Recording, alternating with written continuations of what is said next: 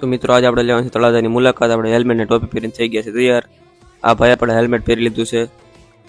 તો આપણે પહોંચી ગયા છે પેટ્રોલ પંપે. થોડું પૂરાઈ લઈ પેટ્રોલ કરી આપણે આગળની સફર શરૂ. દુકાને પહોંચીને આપણે મગાવી લીધી ચા. હવે બે ભાઈ અમે ચા પીવી છે. આ ભાઈને કે ચા પીવાની ઈચ્છા નહોતી. આ છે અમારી થોડી નાની એમથી દુકાન. જોઈ લો તમે, દેવી ક્લોથિંગ તળાજા. તો મિત્રો આપણે ચા પીને થઈ ગયા છે રેડી અને એક કસ્ટમર આવી ગયા છે. તો બે ભાઈ એને કપડાં દેખાડે છે. આપણે રોજનું 1-2 લાખનું કાઉન્ટર હોય છે, લાગે છે આ તો 5 લાખનું હોય છે, કેમ કે હવે તો દિવાળી છે ને. તો મિત્રો બપોરના વાગી ગયા છે 2 અને ખાવાનું જે આપણે બાકી છે. આપણું પેટું ટિફિન આવ્યા તો સાઈડમાં.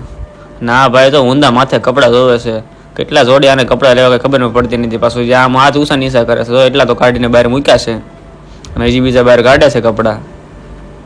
એ ચાર શું કરતો છે? 4 જોડી લેવાના એમ કહે છે.